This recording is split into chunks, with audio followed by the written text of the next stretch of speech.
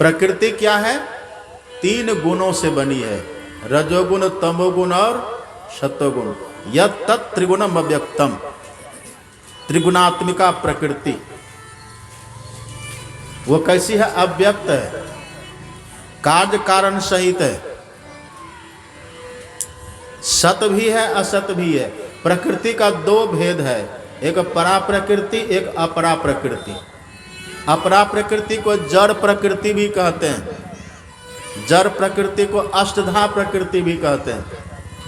अष्टधा भूमि rapport नलो वायु खम मनोबुद्धि रेव च अहंकारम इत्यम में भिन्ना प्रकृति रष्टधा।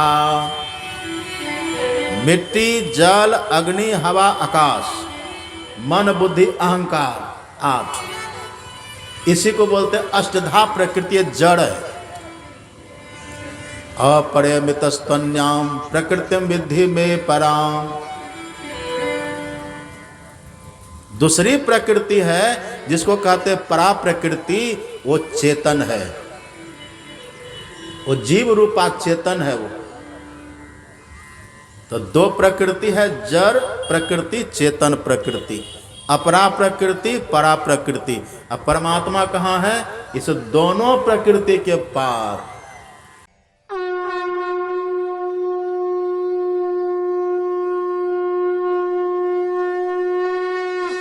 आप लोगों ने सुना था ब्रह्मा जी के कई पुत्र हुए।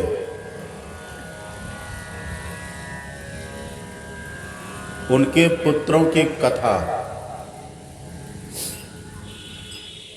ब्रह्मा जी के जो भी पुत्र हुए सब भक्त हुए, और भक्तों को भगवान, भक्तों को भागवत कहते हैं। भक्तों को भी भागवत कहते हैं और भगवान को भी भागवत कहते हैं।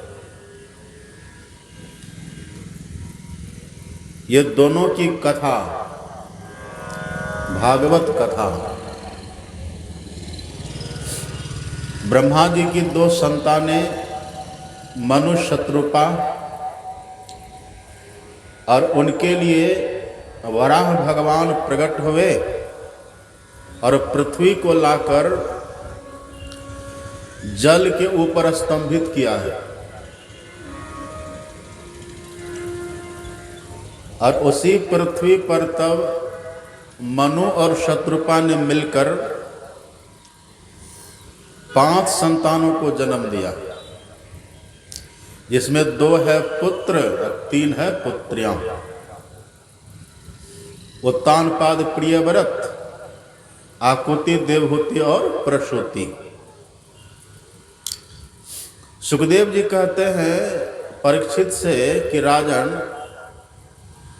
ब्रह्मा जी की छाया से एक मनुष्य प्रकट हुआ। जैसे ब्रह्मा जी की भ्रिकुटी से रुद्र भगवान प्रकट हुए, ऐसे उनकी छाया से एक पुरुष प्रकट हुए जिनका नाम पड़ा है कर्दम ऋषि। कर्दम। तो कर्दम को ब्रह्मा जी ने कहा कि पुत्र, जिस तरह से मैंने तुमको जन्म दिया, तुमको उत्पन्न किया, तू मेरी संतान हुई, इसी तरह से तुम भी अपने संतानों को जन्म दो। मतलब सृष्टि का विस्तार करो, बढ़ाओ, संख्या की वृद्धि करो। कर्दम जी ने कहा जो आज्ञा पिताजी। क्यों कहा जो आज्ञा? क्योंकि कर्दम जी ने सोचा कि मेरे बड़े भाई सनकादि ऋषि ने पिताजी की आज्ञा नहीं मानी, वो ऋषि बन गए, तपस्वी बन गए, इससे पिताजी क्रुद्ध हो गए थे। तो मैं पिताजी के प्रतिकूल नहीं चलूंगा, पिताजी जो कहेंगे मैं वही करूंगा। और जो पिता को अपने चरित्र से प्रसन्न कर देना, उनको कोई कमी नहीं होती है। उनके हाथों में 4 फल होता है। 4 पदार्थ कर तलता के 4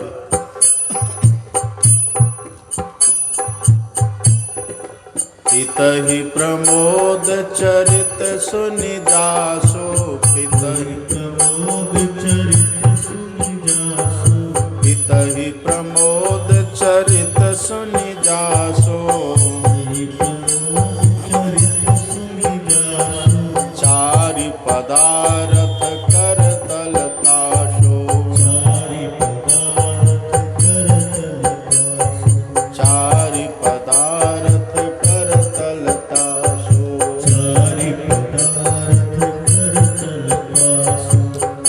इसलिए पिताजी की आज्ञा का उल्लंघन पुत्र को नहीं करना चाहिए। तो कर्दम जी ने कहा ठीक है पिताजी, आपकी जैसी आज्ञा मैं वही करूंगा। कहा तो ठीक है, जाओ तुम भी सृष्टि का विस्तार करो। तो कर्दम जी ने कहा तो सृष्टि का विस्तार करना है, इसके लिए तो पहले मुझे विवाह करना पड़ेगा। कहाँ विवाह करो? तो कर्दम जी ने कहा कि मैं ऐसे विवाह नहीं करूंगा, मैं विवाह के योग्य बनूंगा पहले। और विवाह की योग्यता क्या है? हमारी योग्यता कैसी हो कि हम विवाह करके अपने गृहस्थ जीवन को चला सके। कर्दम जी ने कहा गृहस्थ जीवन तो जंजाल है। आपने प्रातः काल भी सुना था ना, जैसे वो मकड़ा अपने भीतर से जाला निकाल करके वही फैला करके जाल बिन करके और उसी में खुद से वो फंस भी जाता है। इसी तरह से विवाह करो, परिवार बढ़ाओ, बाल बच्चे को जन्म दो, ये जाल अपने से बिनो, उसी में उलझ करके जीवन खपा दो। तो कर्दम जी ने कहा कि मैं ऐसी गृहस्थी नहीं बनूंगा, ऐसा गृहस्थ मैं नहीं बनूंगा। मैं ऐसा गृहस्थ बनूंगा कि मेरी गृहस्थी भी मोक्ष का द्वार बन जाए। और गृहस्थाश्रम तो सबसे अच्छा है, पर नासमझी के कारण, नहीं समझने के कारण व्यक्ति गृहस्थाश्रम को घास से ढके हुए कुआं की तरह बनाकर उसमें डूबकर गिरकर सत्यानाश कर लेते हैं। कर्दम जी ने कहा कि मैं पहले योग्य बनूंगा। तो क्या करेंगे? कर्दम जी वहां से निकले, पिताजी को प्रणाम किए और सीधे चले गए सरस्वती नदी के तट पर। कच्छ प्रांत, कच्छ में चले गए। वहीं सरस्वती नदी के तट पर भगवान के लिए तपस्या करना शुरू किया। सुखदेव जी कहते हैं राजन, ये कर्दम जी तपस्या करते करते 10,000 वर्ष तक तपस्या किए हैं। 10,000 वर्ष। कब की घटना है ये? सतयुग की है। 10,000 वर्ष तक तपस्या किए। और इधर मनु जी की जो 3 पुत्रियां थी, आकुति, देवहूति, प्रसूति, तो तीनों में देवहूति यद्यपि मंझली थी पर सद्गुण संपन्ना और शारीरिक विकास भी पूर्ण। तो मनु जी ने कहा कि मैं पहले देवहूति का विवाह करूंगा। मनु जी के भीतर थोड़ा टेंशन है। 3 बेटी है, अब इसका वर हम कहाँ ढूंढेंगे? इसका वर हम कहाँ ढूंढने जाएंगे? चिंता तो माता पिता को होती है ना, पर चिंता करनी नहीं चाहिए। भगवान जब किसी को जन्म देते हैं ना, तब व्यवस्था पहले कर देते हैं। प्रारब्ध पहले रचा, अब पीछे रचा शरीर। प्रारब्ध पहले बन जाता है, कहाँ रहना है, किसके साथ जाना है, कहाँ विवाह, कहाँ निवास, वो सब पहले तय रहता है। इसलिए कभी भी माता पिता को इन सब बातों के लिए चिंता नहीं करनी चाहिए। हाँ, कर्तव्य क्या है? कर्तव्य है कि अपनी संतानों को योग्य बनाइए। हमारा पुत्र है, हमारी पुत्रियां हैं, वो योग्य बने, सुयोग्य बने, ये प्रयास करना चाहिए। तो इधर मनु जी के भीतर थोड़ा तनाव है, टेंशन है, पुत्री विवाह लेकर। उधर जब कर्दम जी को 10,000 वर्ष हो गया तपस्या करते करते, तो उनकी तपस्या से प्रसन्न होकर भगवान वहां प्रकट हो जाते हैं। भगवान प्रकट हो गए और कर्दम जी से कहा कि कर्दम जी, आपकी तपस्या से मैं खुश हूं, देखिए मैं आ गया, आपकी जो इच्छा हो मांग लीजिए वरदान। कर्दम जी बड़े होश में हैं। कर्दम जी संभले हुए हैं कि मैंने पिताजी को वचन दिया है, मैं गृहस्थी बसाऊंगा,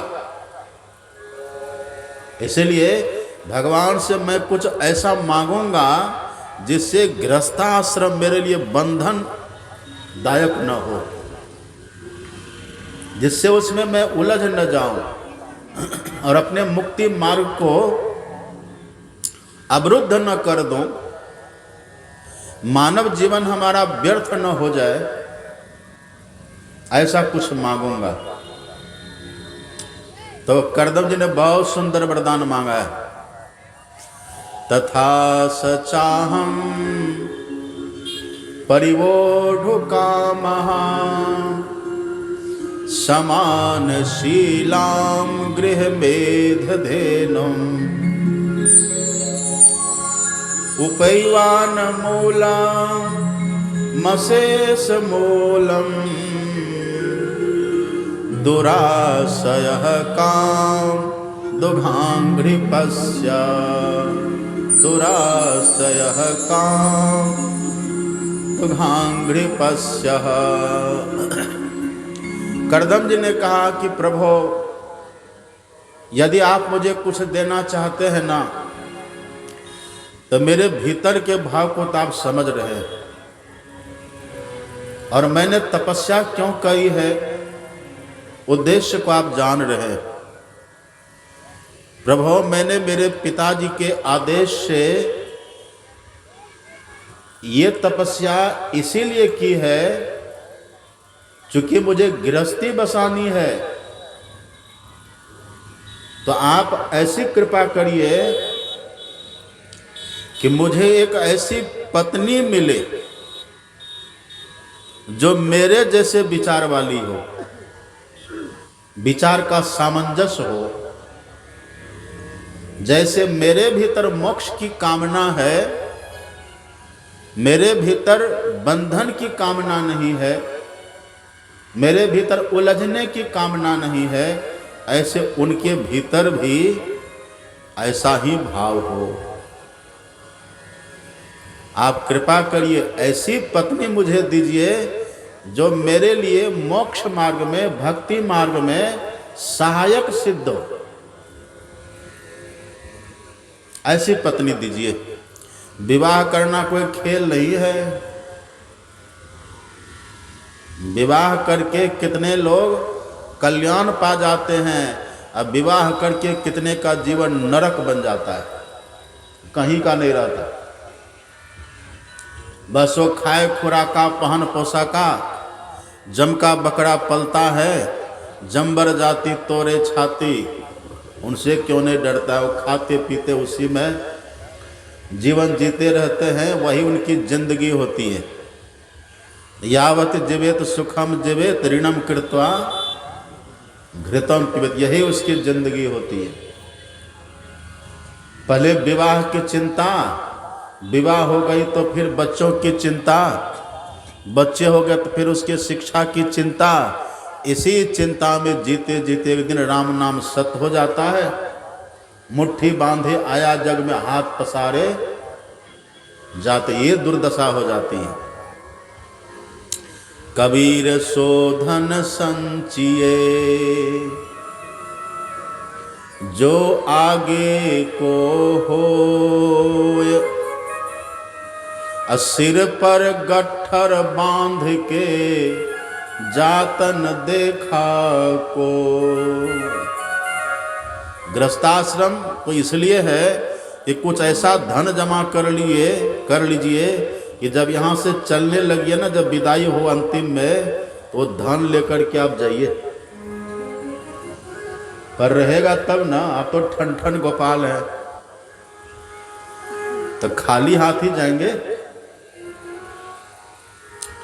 करदम जी ने कहा कि भगवान ऐसी पत्नी मुझे मिलने का आशीर्वाद दीजिए, मिले और मेरी सहायिका हो, मोक्ष मार्ग में वो मेरा सहयोग करने वाली बने। और हाँ, एक वरदान और दीजिए। क्या?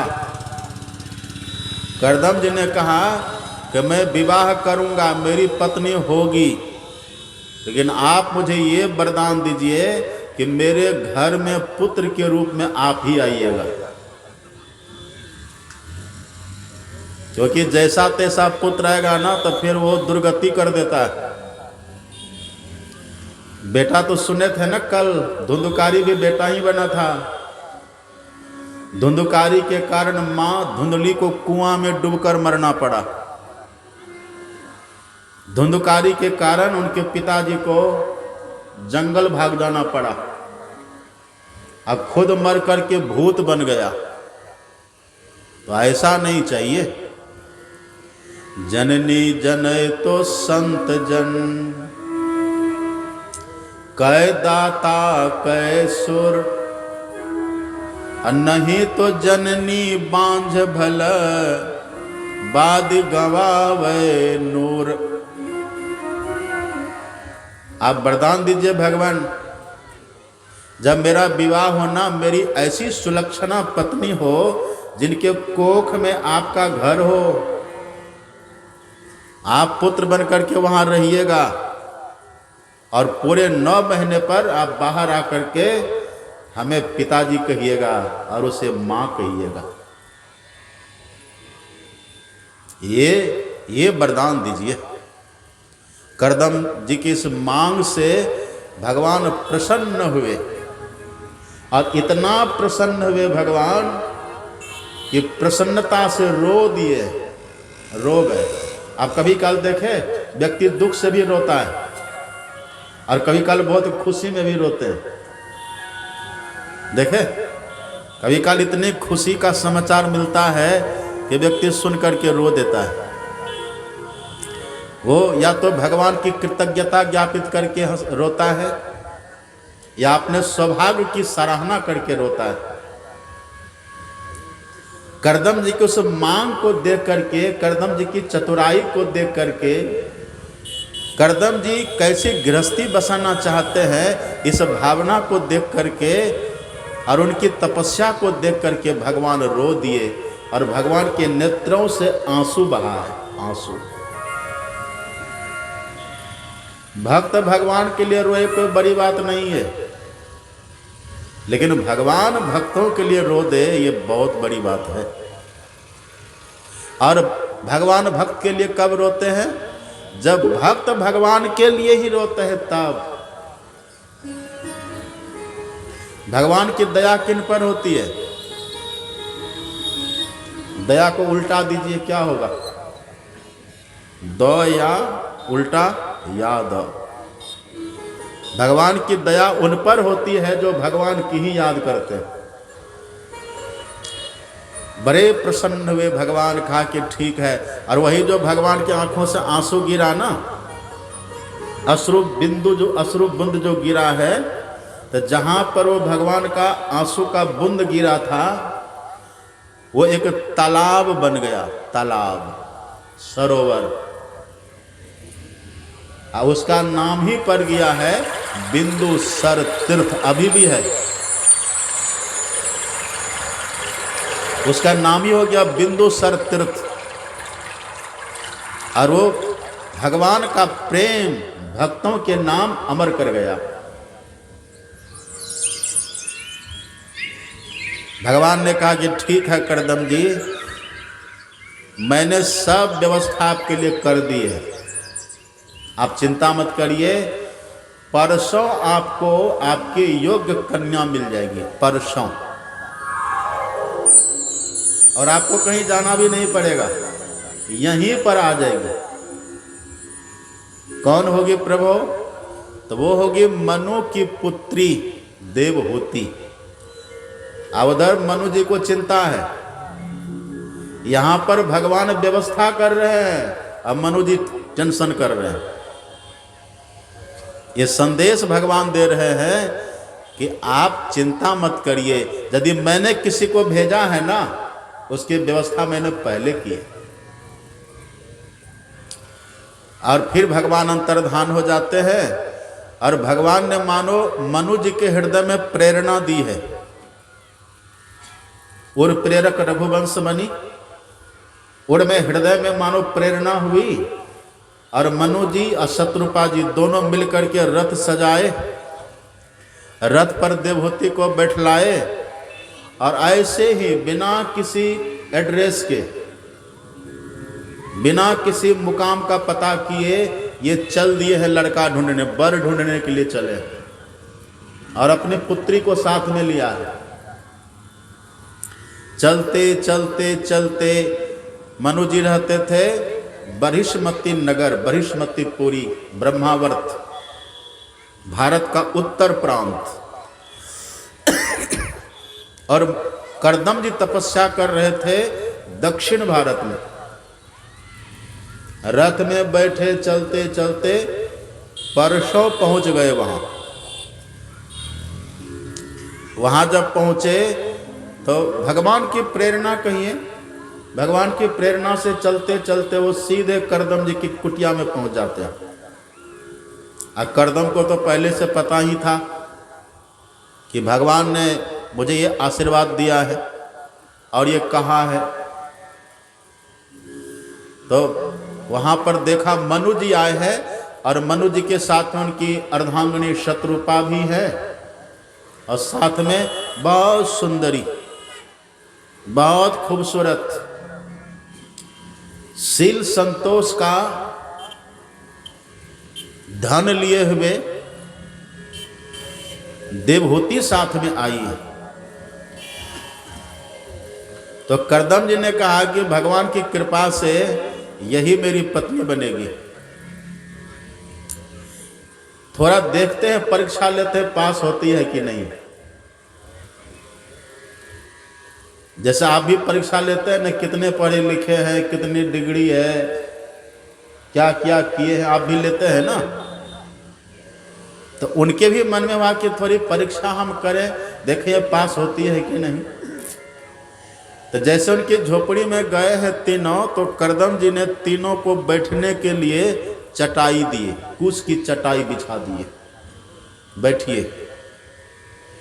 मनु जी बैठ गए, शत्रुपा भी बैठ गई। पर देवहूति के मन में होता है यही मेरे होने वाले पति है। और करदम जी के मन में चल रहा था ये मेरी होने वाली पत्नी है। तो करदम उसकी परीक्षा ले रहे हैं। और देवहूति के मन में होता कि ये तो मेरे होने वाले पति हैं, और इन्होंने खुद से चटाई बिछाई है।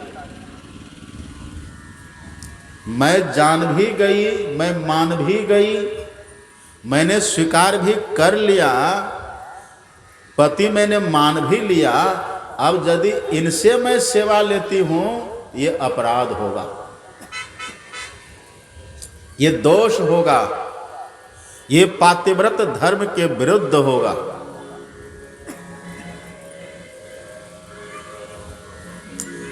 तो क्या करें? यदि चटाई पर बैठते हैं तब भी अधर्म है, क्योंकि वो सेवा लेना हुआ ना।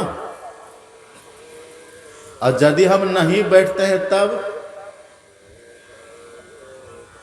आज्ञा उल्लंघन हुआ, ये भी अधर्म हुआ। बैठो तब भी अधर्म और नहीं बैठो तब भी अधर्म। यही है देवहूति की परीक्षा की घड़ी, ये परीक्षा की घड़ी। और यही है आपत्काल। आपत्काल कहते हैं ना, आपत्ति संकट का समय। इसी समय पहचान होती है। आपत्काल परख यही चारी, आपत्काल धीरज धर्म मित्र अरु नारी, धीरज धर्म धीरज धर्म मित्र अरु नारी, आपद काल परख यही चारी, आपद काल परख यही चारी।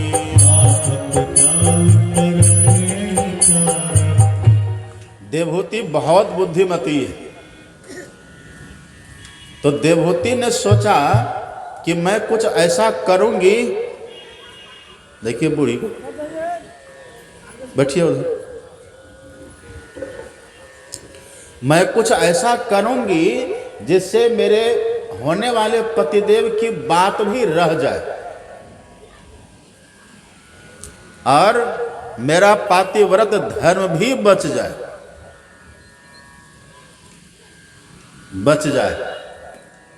ऐसे परीक्षा होती है ना।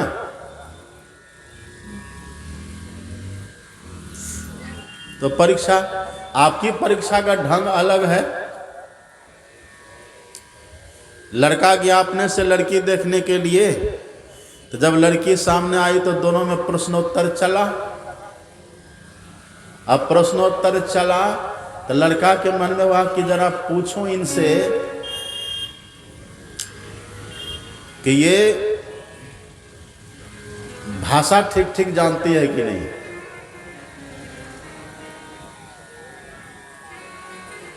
तो पूछा, उनके मन में यह था कि मैं बात किस भाषा में करूं। तो पूछता है, हिंदी चलेगी?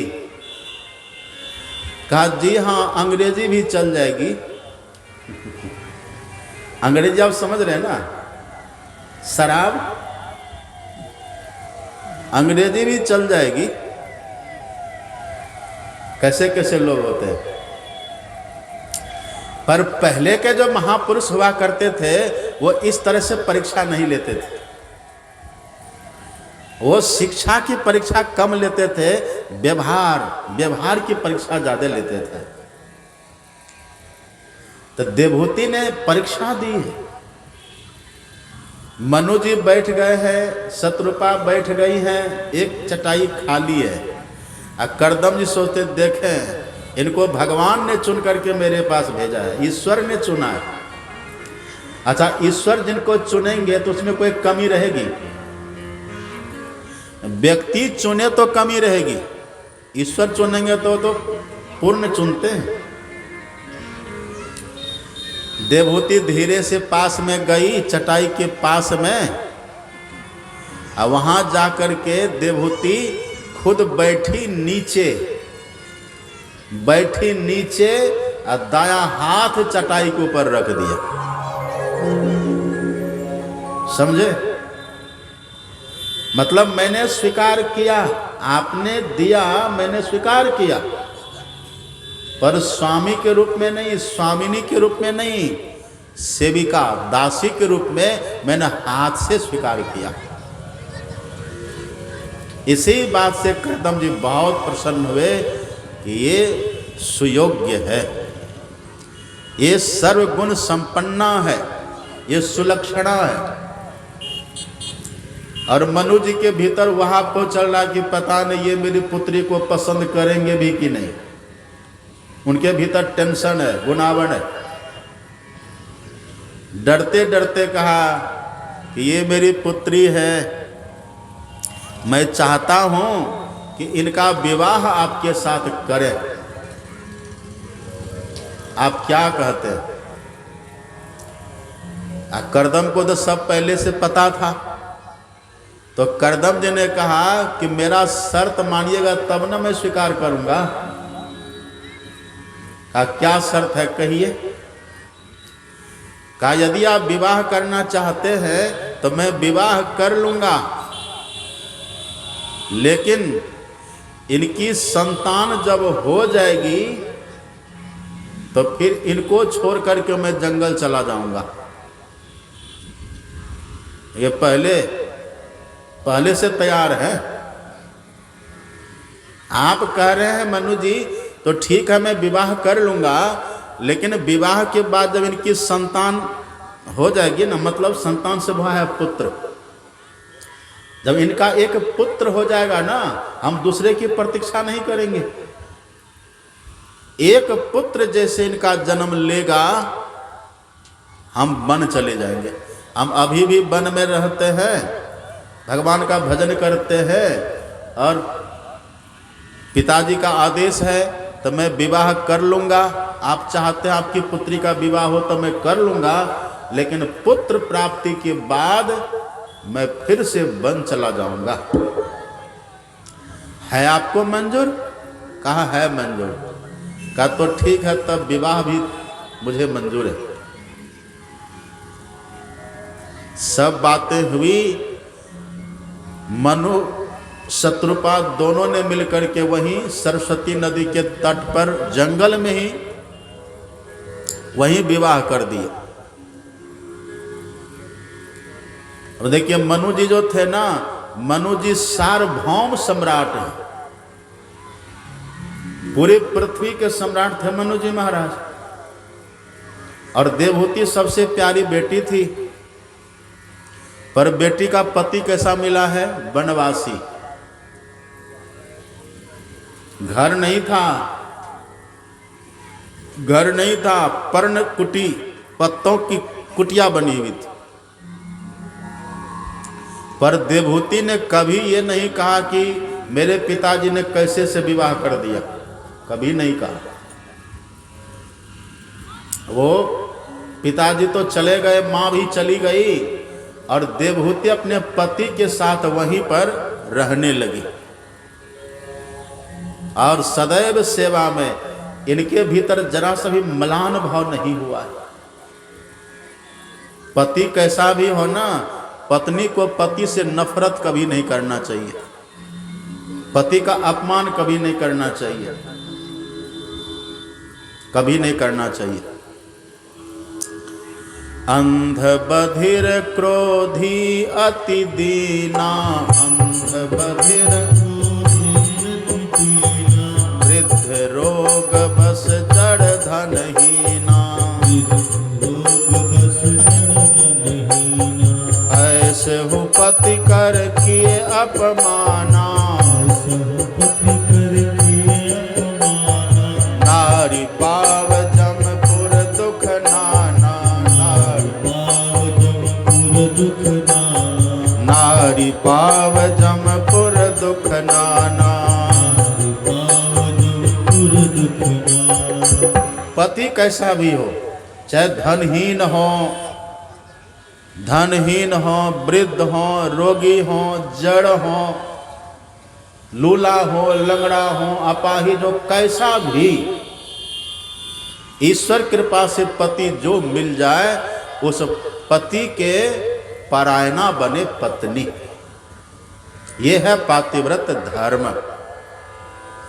तो माता देवहूति के भीतर ये सद्गुण पहले से था, इसलिए माता देवहूति बड़ी सच्चाई के साथ न भोजन का प्रवाह करे, न शयन का प्रवाह करे, न अपने देह का प्रवाह करे, बस पति की सेवा। पति को प्रसन्न, समय से भोजन देना, समय से उनके लिए पूजा की व्यवस्था, जैसे भी रहते थे, और समय से जहाँ रहते थे उसे झोपड़ी की साफ सफाई करना, जंगल से गोबर ला करके उसकी लिपाई पुताई करना, बस उनका वही रूटीन था, पति की सेवा। और करदम जी विवाह करके भगवान को भूल नहीं गए। अभी तो लोग विवाह करके भगवान की बात तो छोड़िए, माता पिता को भी भूल जाते हैं। भूलते हैं कि नहीं? अभी सब बूढ़े बूढ़ी परेशान हैं, अभी सब परेशान हैं। और जब वो जवान थे तो वो भी अपने माता पिता को परेशान किए थे कि नहीं? बदला तो होगा।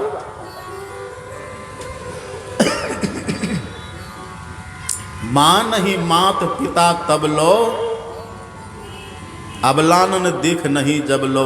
व्यक्ति मां पिता को तभी तक मानते हैं जब तक पत्नी का मुंह नहीं देखता। और जैसे पत्नी आई, पत्नी जैसे आई, बस पत्नी पूजा शुरू हो जाती है। माता पिता हम दो, हमारे दो, अब माता पिता काशी हरिद्वार जो। अब वो वृद्धाश्रम ढूंढते फिरते, कहाँ वृद्धाश्रम, कौन बाबा खोले हैं वृद्धाश्रम, कहाँ जा करके रहे, वो परेशान होते हैं। ये तो गृहस्थाश्रम को दूषित करना है,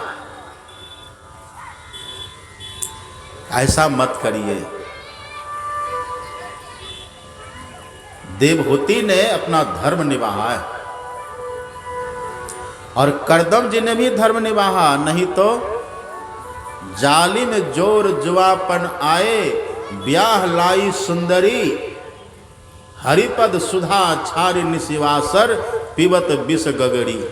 उसी में डूब जाते हैं व्यक्ति। सब नेम धर्म, सब आचार विचार, सबको दरकिनार कर देते हैं। देवहूति की सेवा से करदम जी बड़े प्रसन्न हुए। और करदम जी साधारण नहीं है, योगी है, जिन्होंने 10 वर्ष की तपस्या करके समाधि लगाई है। वो योग सामर्थ्य इनके भीतर है। पति इनका साधारण नहीं है। ऐसे पति कैसा भी हो सम्मान करना चाहिए, पर देवहूति का पति साधारण नहीं है, समाधिस्थ महापुरुष है। एक दिन देवहूति जाती है करदम जी के पास, प्रणाम करती है और प्रणाम करके कहती है कि नाथ, वर्षों बीता है और विवाह के बाद संतान नहीं होना फिर समाज अच्छा नहीं कहता, इसलिए संतान होनी चाहिए। करदम जी ने देखा हो ये मेरी पत्नी महान पतिव्रता है और ये मेरी पत्नी सेवा करते करते कृष्ण काया हो गई है।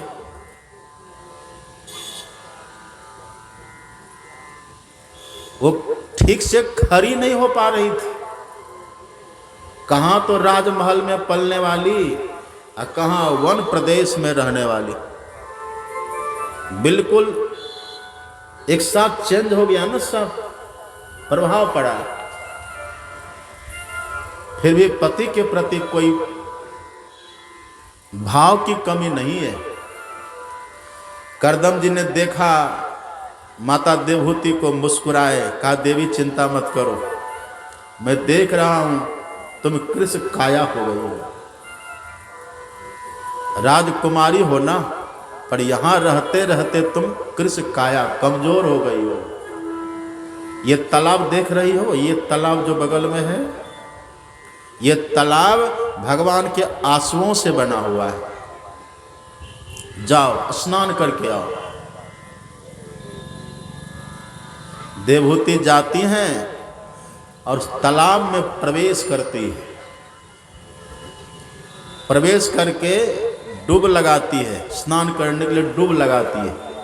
जैसे डूब लगाई, वहां भीतर में देखती है 1000 दिव्य सुंदरी पहले से बैठी हुई है। जैसे डुब लगाई, आओ देवी आओ देवी, हम सब आप ही की प्रतीक्षा कर रहे थे, हम सब आपकी दासी है, स्वीकार करिए। ये सब खेल किनका है? ये सब खेल है करदम जी का। महायोगी हैं वो, हजारों की संख्या में दिव्य दिव्य सुंदरियां वहां, वहीं सबों ने उनकी सेवा की है। देवहूति को खूब अच्छा ढंग से स्नान करवाई, और जब बाहर निकलने लगी है वो हजारों सुंदरियां इनके पीछे पीछे आई। जब बाहर आई, करदम जी ने देखा, बड़े प्रसन्न हुए। करदम जी ने कहा कि देवहूति तुम तो आई, दासी को भी लेकर के आई, इसको रखोगे कहाँ? फिर करदम जी ने अपने दिव्य योग बल से इस सृष्टि में पहली बार पुष्पक विमान बनाया। पुष्पक विमान, अभी देखते ना आप हवाई जहाज, बस इसी आकार प्रकार का, पर इससे कई गुना बड़ा। और ये तो ईंधन से चलता है ना, इसमें इनका ईंधन चाहिए, वो उसका ईंधन इच्छा ही ईंधन होता है। चलो तो बस चलो, रुको तो रुक जाए, नीचे तो नीचे, ऊपर तो ऊपर। ये पुष्पक विमान सबसे पहले ही करदम जी ने अपने दिव्य योग बल से बनाया, दिव्य पुष्पक विमान। और उसी पर देवहूति से बोले इसी पर चढ़ो। चले गए, करदम जी भी गए, और हजारों दास जो दासियां थी ना, वो सब भी उस पर चढ़ गई। और वो कोई फुटों में नहीं था, मीटर में नहीं था, वो विमान कई हजार लंबा चौड़ा था, वो योजनों में था, मतलब एक नगर ही था वो। उसी पर सब सवार हुए।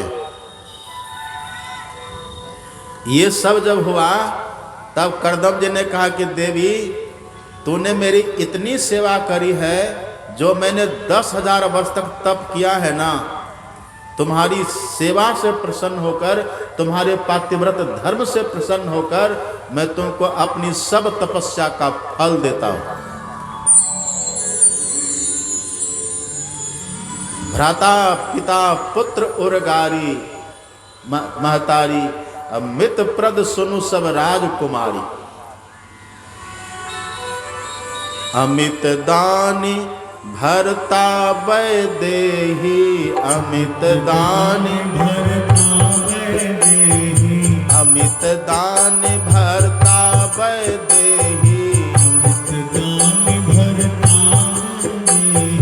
अधम सुनारी जो सेवन तेही, अधम सुनारी सेवन तेही, अधम सुनारी जो सेवन तेही, अधम सुनारी जो सेवन तेही। इधर तो सब थोड़ा थोड़ा लाभ देता है, लेकिन सबसे ज्यादा लाभ देने वाले पति होते हैं।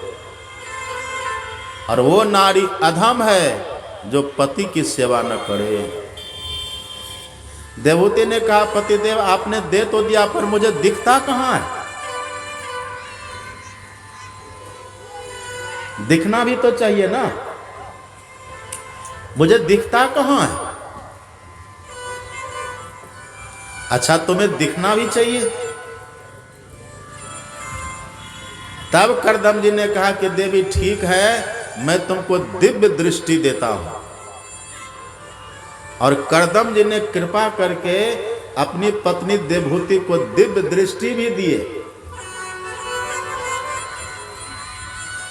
ये कितनी बड़ी बात है, दिव्य दृष्टि। दिव्य दृष्टि से क्या होता है? इस दृष्टि से जो चीज हम नहीं देख पाते हैं ना, उससे देख लेते हैं। क्या जामे जमशेद का, क्या सिकंदर ऐन, दिल चश्मा से देखिए अभिगत सूझे नैना। जो अलग है, जो अविगत है, अथवा जो इस आंख से हम नहीं देख सकते हैं ना, यदि किन्हीं को दिव्य दृष्टि हो जाए तो वो दिखता है। करदम जी ने दिव्य दृष्टि दे दी देवहूति को। जैसे कृष्ण भगवान ने दिव्य दृष्टि दी थी ना जसोदा मैया को, तब विराट रूप दिखलाया। आगे सुनिएगा आप। राम ने यशोदा को दी थी, राम ने कौशल्या माँ को दी थी, भगवान राम ने कौशल्या माँ को दी है। और वेदव्यास जी ने संजय को दिव्य दृष्टि दी है।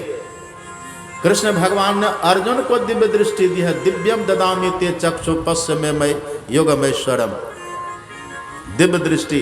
करदम जी ने कृपा करके दिव्य दृष्टि दे दी, दिव्य दृष्टि, दिव्य दर्शन।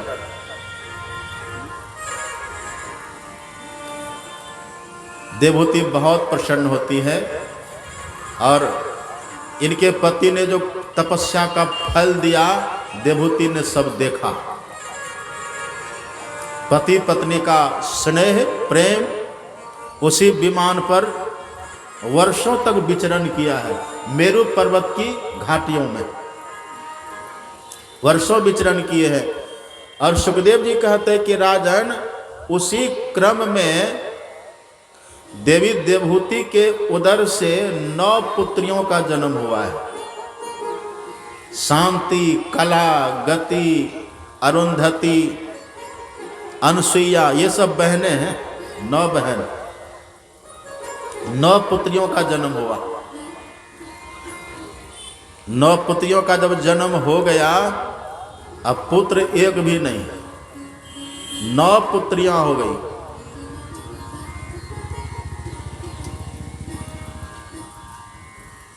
करदम जी ने कहा कि देवी याद करो, मैंने तुम्हारे पिताजी से क्या कहा था, जब संतान हो जाएगी तो मैं फिर से वन चला जाऊंगा, अब तुम संभालो, मैं चला। तो देवहूति ने कहा कि आपने तो पुत्र के लिए कहा था ना, पुत्र तो अभी हुआ नहीं है, ये तो पुत्रियां हैं। और स्वामी मैं आपको रोकूंगी नहीं, आपका जो संकल्प है आप वही करना, और अपना कर्तव्य तो पूरा कर लीजिए। तब 9 पुत्रियों के बाद देवी देवहूति के उदर से भगवान कपिल प्रकट हुए, भगवान आए हैं। यही है करदम जी का दिव्य गार्हस्थ जीवन। जिसके घर में खुद भगवान आ जाए साधारण होंगे। राम आए तो दशरथ जी कृत कृत हो गए। द्रवहु सो दशरथ अजिर बिहारी, द्रवहु सो दशरथ मंगल भवन अमंगल हारी, द्रवहु सो दशरथ अजिर बिहारी, द्रवहु सो दशरथ अजिर बिहारी।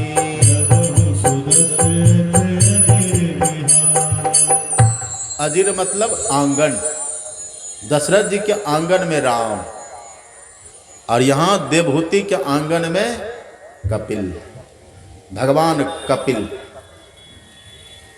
भगवान कपिल जैसे प्रकट हुए तो एकांत में जाते हैं करदम जी भगवान के पास, और एकांत में जाकर प्रणाम करते हैं। आए बेटा, पुत्र बनकर आए हैं, लेकिन याद है कि भगवान ने कहा था मैं आऊंगा, और खुद की भी दृष्टि है ना, पहचान रहे हैं ये प्रभु है, जो जगत पिता है वही मेरा पुत्र बनकर के आए। एकांत में गए और करदम जी ने भगवान कपिल को नमन किया है। प्रभु आपने कृपा करके मेरे गारस्थ जीवन को सफल कर दिया। जो आपने वचन लिया था उसको पूरा किया। प्रभु मेरा भी वचन है मेरी पत्नी से कि जब पुत्र हो जाएगा तो मैं वन चला जाऊंगा। अब मैं वन जाऊं भगवान ने कहा जाइए, एकांत में मिले हैं। एकांत में मिल करके भगवान से आदेश लेकर के और तब करदम जी देवहूति के पास जाते हैं। देवहूति से कहा, देवी अब तो मेरा वचन पूरा हुआ ना, देखो तेरा 9 तुम्हारी पुत्रियां भी हो गई और पुत्र भी हो गए। और उसी क्रम में करदम जी ने 9 पुत्रियों का विवाह भी कर दिया। 9 का कर दिया। क्रतु का विवाह मरीचि से कर दिया, अरुंधति का विवाह वशिष्ठ से कर दिया, कला का विवाह अंगिरा से कर दिया, सबका विवाह अलग अलग। अनसुईया का विवाह अत्रि से कर दिया। बस सबका 9 का विवाह कर दिए। भगवान कपिल के हाथों माता देवहूति को सौंप दिए और वो चले गए वन जंगल। आप कथा सुन रहे हैं ना, बहुत विवेक से सुनिएगा। आप देखिएगा, जब तक संतान न हुई हो ना, तब तक पहले के लोग घर में रहते थे। और संतान जब हो जाती थी, सुयोग्य संतान हो जाती थी, तो गारहस्थ का भार अपनी संतानों को देखकर वो वन चले जाते थे। 4 आश्रम है ना अपने यहाँ, ब्रह्मचर्या आश्रम, गृहस्थ आश्रम, गारहस्थ आश्रम, संन्यास आश्रम और वानप्रस्थ आश्रम। तो पहले के लोग 4 से गुजरते थे, अब कहाँ है? अब नहीं रहा। अब तो लोग 100 तमाचा खाए, घुस के तमाशा देखे।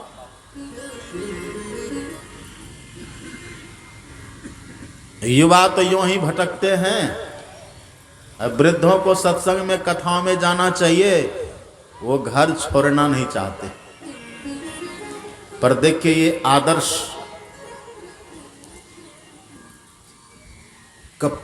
कपिल के पास जाकर नमन कर, प्रणाम कर, करदम जी सीधे वन का रास्ता ले लिए।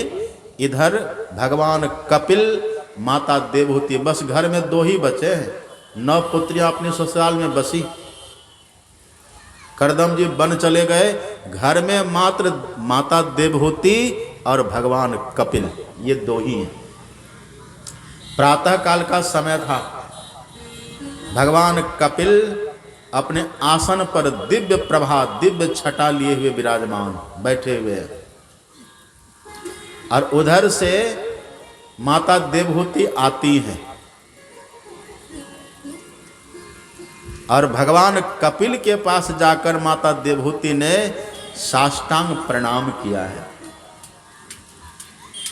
और माता देवहूति ने कहा, तम त्वागताहं शरणं शरण्यं स्वभृत्य संसार तरोः कुठारम जिज्ञासयाहं प्रकृतेः पुरुषस्य नमामि सद्धर्म विधां वरिष्ठम। आपको मेरा नमन है। माता देवहूति ने नमस्कार किया है, नमन है आपको। प्रभु मैं जान रही हूं आप साक्षात नारायण हैं, इसलिए कृपा करिए। मैं विषयों का सेवन करते करते उब गई हूं। उबता है किसी का मन विषय से? उबता है। अग्नि कहीं जल रही हो और जलते हुए अग्नि में 1 चम्मच घी दीजिए, अग्नि बुझेगी और धधकती है। जैसे अग्नि में घी डालने से अग्नि और धधकती है ना, ऐसे ही मनुष्य का मन विषयों से भरता नहीं और विषयों की चाहना कामना और बढ़ जाती है। पर ये विषय विष है, इस बात को भूल जाता है। पलटि सुधाते 60 विष लेहि, पलटि सुधाते 60 विष लेहि, पलटि सुधाते 60 विष लेहि, पलटि सुधाते 60 विष लेहि। नर तनु पाई विषय मन देहि, नर तनु पाई विषय मन देहि, पलटि सुधाते सठ बिसलेहि, पलटि सुधाते सठ बिसलेहि।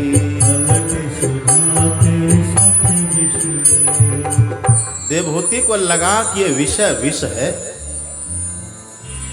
विषय क्या है?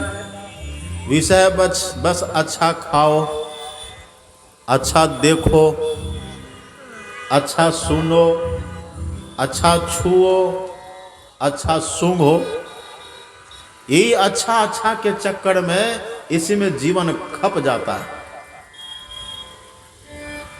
वो बड़भागी है जो इस अच्छे के पीछे दौड़ते नहीं। बस भगवान जो दिया उसी में संतुष्ट रहिए। हम राजी हैं उसी में जिसमें तेरी रजा है। यहाँ यूं भी वाह वाह है, यहाँ वो भी वाह वाह है। हरम के पुजारी हरम चाहते हैं, कर्म के पुजारी कर्म चाहते हैं।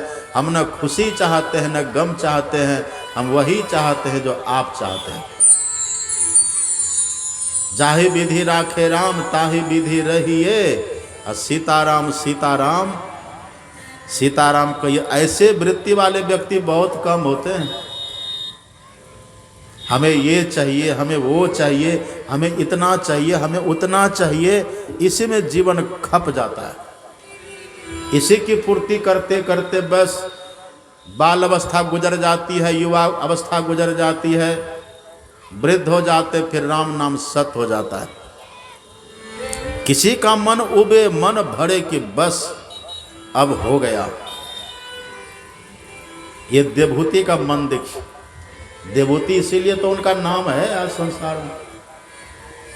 देवहूति ने कहा कि प्रभु विषयों का सेवन करते करते मेरा मन उब गया है, अब कुछ और हमें नहीं चाहिए, अब बस कृपा करिए और मेरा आत्मोद्धार करिए। ये जन्म मृत्यु के अनंत प्रवाह में हम फिर न पड़े, ऐसी कृपा करिए। आपको पता ना सबसे बड़ा दुख क्या है? सबसे बड़ा दुख क्या है? घुटना दर्द। रट लिए हैं हम लोग।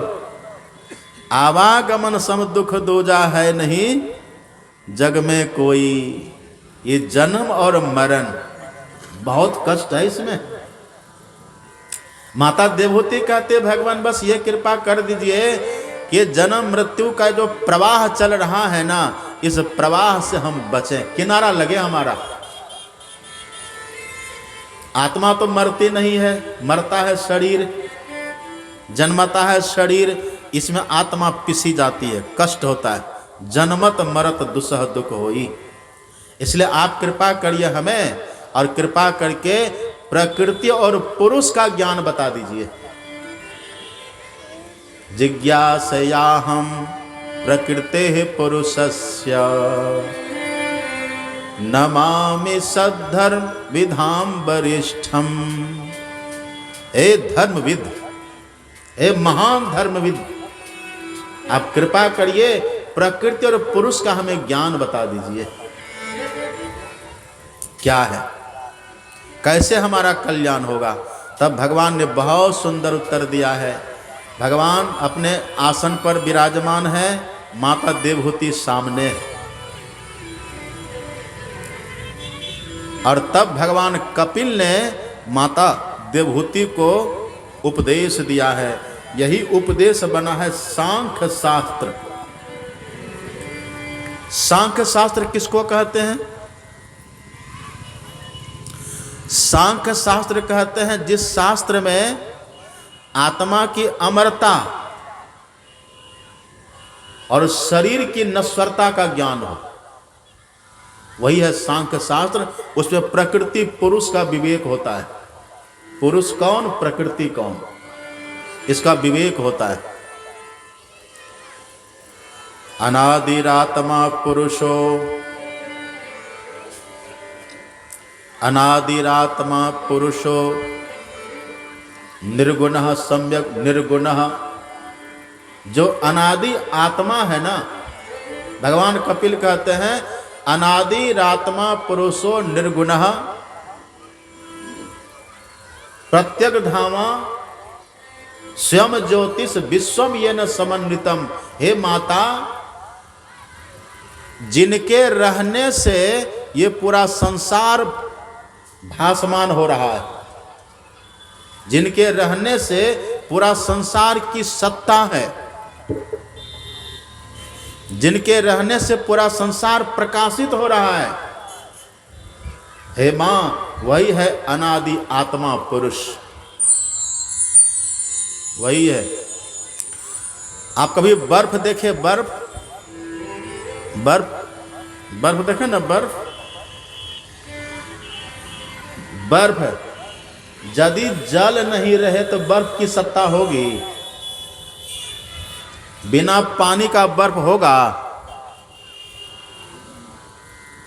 नहीं हो सकता। जैसे बिना पानी के बर्फ नहीं होता है, ऐसे ही अनादि आत्मा के बिना अथवा पुरुष के बिना यह संसार नहीं हो सकता, नहीं हो सकता। अच्छा, कोई व्यक्ति, किसी व्यक्ति के हाथ में बर्फ हो और पूछे इसमें पानी किधर है, तो क्या कहिएगा आप? किसी के हाथ में बर्फ हो और पूछे इसमें पानी किधर है, तो किधर बताइएगा? किधर कहिएगा? पानी। आप कहिएगा अरे क्या पूछ रहे हैं आप, बर्फ को जहां देखो वहां पानी ही है, जहां छुओ वहां पानी ही है, जिधर देखो उधर पानी ही है, ये पानी से ही बना है। ऐसे ही भगवान कपिल कहते कि माता, ये संसार में जहां देखो ईश्वर ही है। अनादिरात्मा पुरुषो निर्गुणः प्रकृते परः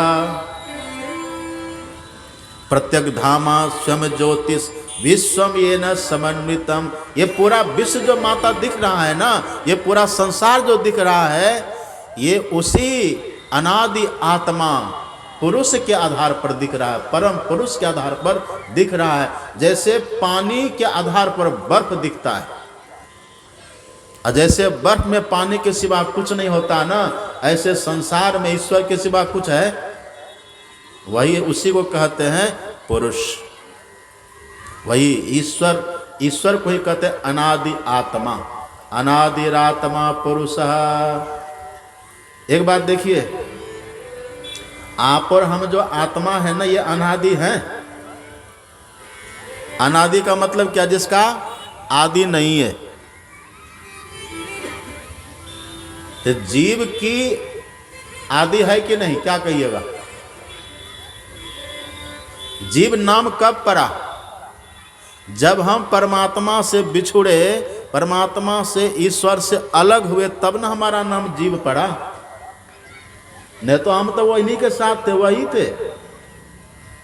ईश्वर अंश जीव अविनाशी, हम तो वही थे।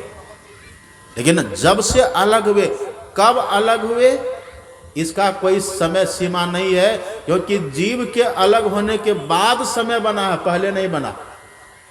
इसलिए जीव को अनादि कहते हैं। इसलिए अनादि कहते हैं क्योंकि जब जीव ईश्वर से अलग हो रहा था ना, उस समय समय नहीं बना था, बाद में बना है। देश काल तब नहीं था, देश कालातीत होने के कारण हम कहते हैं कि हम अनादि हैं। लेकिन वास्तव में अनादि कौन है? अनादि है ईश्वर, परमात्मा। उसको कहते हैं अनादि आत्मा, ईश्वर है। ईश्वर का न आदि है, ईश्वर का न अंत है, वो सब जगह है। जैसे बर्फ में सब जगह पानी ही पानी है, ऐसे संसार में सब जगह ईश्वर ही ईश्वर है। सिया राम मय सब जग जानी, सिया राम मय सब जग जानी, करऊं प्रणाम जोरि जुग पानी, सिया राम मय सब जग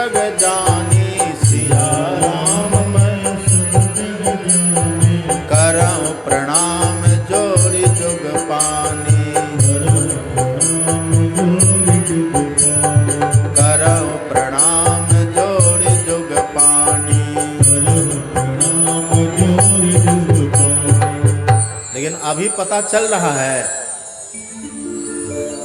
अभी पता चल रहा है किसी को? अभी पता नहीं चलता। जब तक पहले ईश्वर का दर्शन हो न जाए तब तक ये पता नहीं चलता कि हाँ जो कुछ है ईश्वर ही ईश्वर है, तब तक नहीं चलता। जैसे जो व्यक्ति पहले पानी को देखा ही नहीं है उसको पता नहीं चलता कि बर्फ पानी ही पानी है, चलेगा? जो कभी पानी देखा ही नहीं है, जिसको पानी का ज्ञान है ही नहीं, वो कभी ये नहीं कह सकता कि बर्फ में पानी ही पानी है। एक बार यदि पानी का ज्ञान हो जाए तब कहते ये बर्फ तो पानी है, कहेगा कि नहीं? ऐसे ही जब तक ईश्वर का बोध न हो जाए तब तक के संसार हमको संसार दिखता है। एक बार ईश्वर का बोध हो जाए ना, फिर यहाँ ईश्वर के सिवा कुछ है ही नहीं। सर्वम खलविदम ब्रह्मा, सब कुछ ईश्वर ही है। जड़ चेतन जग जीव जता, सकल राम मैं जान। अब बंदाओ तिनके पद कमल, सदा जोरी जुग पान। ये यही है पुरुष। अब कौन सा पुरुष? इसको कहते हैं पुरुषोत्तम पुरुष, उत्तम पुरुष। उत्तमः पुरुषस्त्वन्यः परमात्मेत्युदाहृतः। उत्तम पुरुष को ही परमात्मा कहते हैं। अब फिर प्रकृति है, यत्त्रिगुणमव्यक्तं नित्यं सदात्मकं, प्रधानं प्राहुरपुरुषं अविशेषं विशेषवत्। यह है परमात्मा पुरुष है। और फिर प्रकृति। प्रकृति क्या है? 3 गुणों से बनी है, रजोगुण, तमोगुण और सत्वगुण। यत् त्रिगुणम अव्यक्तम, त्रिगुणात्मिका प्रकृति। वो कैसी है? अव्यक्त है, कार्य कारण सहित है, सत भी है असत भी है। प्रकृति का 2 भेद है, एक परा प्रकृति, एक अपरा प्रकृति। अपरा प्रकृति को जड़ प्रकृति भी कहते हैं, जड़ प्रकृति को अष्टधा प्रकृति भी कहते हैं। अष्टधा भूमि रापो नलो वायु खम मनोबुद्धि रेव च, अहंकारम इत्यम में भिन्ना प्रकृति रष्टधा। मिट्टी, जल, अग्नि, हवा, आकाश, मन, बुद्धि, अहंकार, 8। इसी को बोलते हैं अष्टधा प्रकृति। जड़ है। अपरिमितस्तन्याम प्रकृतिम विद्धि में पराम। दूसरी प्रकृति है जिसको कहते हैं परा प्रकृति, वो चेतन है, वो जीव रूपा चेतन है वो। तो 2 प्रकृति है, जड़ प्रकृति, चेतन प्रकृति। अपरा प्रकृति, परा प्रकृति। अब परमात्मा कहाँ है? इस दोनों प्रकृति के पार। प्रकृति पार प्रभु सब उर्वासी, प्रकृति प्रकृति पार प्रभु सब उर्वासी, प्रकृति पार प्रभु सब उर्वासी। प्रकृति के परे परमात्मा है। प्रकृति पार प्रभु, प्रकृति के परे, जड़ प्रकृति के परे, चेतन के परे, और सब उर्वासी, सबके हृदय में भी वही पुरुष, पुरुषोत्तम परमात्मा है। प्रकृति पार प्रभु सब उर्वासी, ब्रह्म निरीह बिरज अविनाशी। यहाँ मोह कर कारण नाही, यहाँ मोह कर कारण नाही। रवि सन मुख तम कबहु की जाही,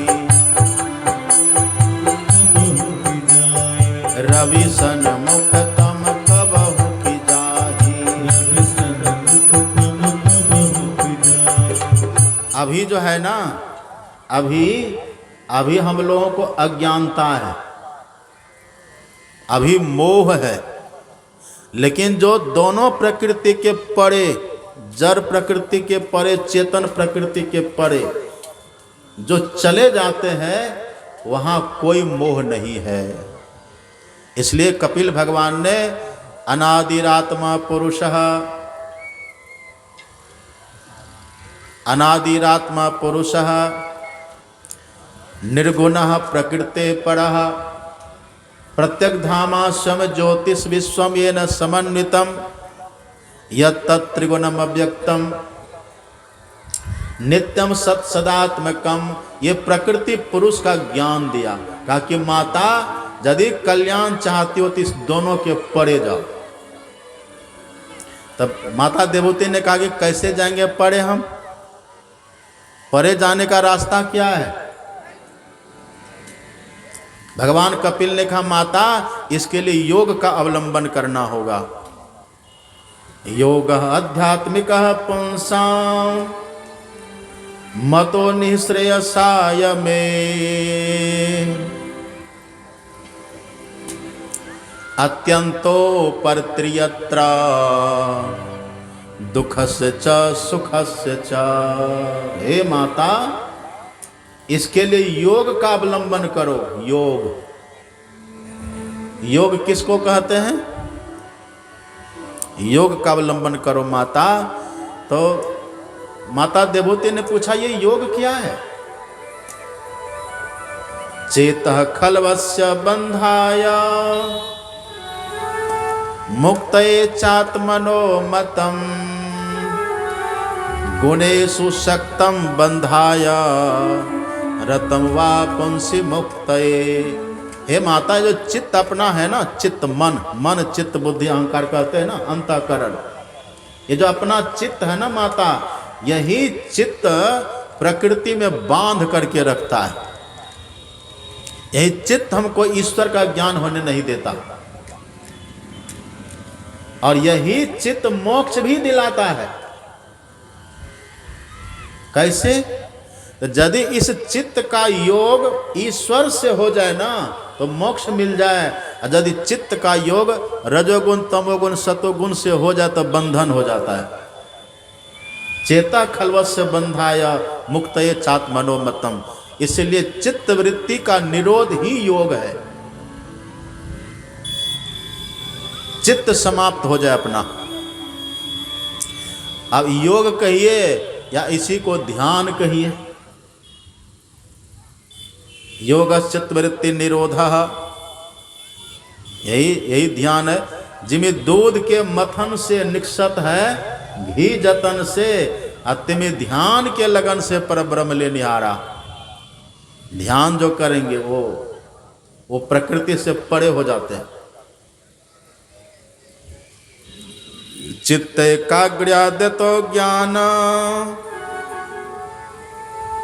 मुक्तं समुपजायते तत्साधनम अथ ध्यानम यथावदुपदिश्यते। जो ध्यान के द्वारा चित्त वृत्ति को एकाग्र करे उन्हीं को ब्रह्म ज्ञान प्रकट होता है। अब ध्यान करने के लिए जानिएगा तब ना। अब बिल्ली छाप ध्यान करिएगा तब। बिल्ली को देखे ध्यान करते हुए। बिल्ली किसका ध्यान करती है? भगवान का। किसका? बिल्ली ध्यान करती है चूहा का। अब बगुला किसका ध्यान करता है? बगुला ध्यान करता है मछली का। आप किसका ध्यान करते हैं? दही चूड़ा का। दही चूड़ा वाला ध्यान से होगा?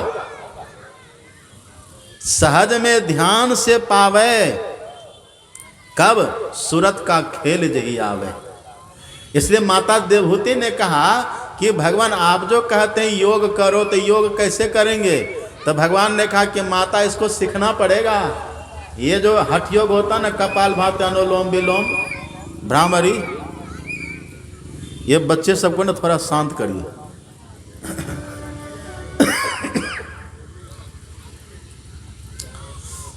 ये इससे नहीं होगा, इसको सीखना होगा। किससे सीखें? तब भगवान ने बहुत सुंदर उत्तर दिया है। ये जो सब हम आपको सुना रहे हैं ना, सब बातें लिखी हैं भागवत में, वही भागवत कथा हम आपको सुना रहे हैं।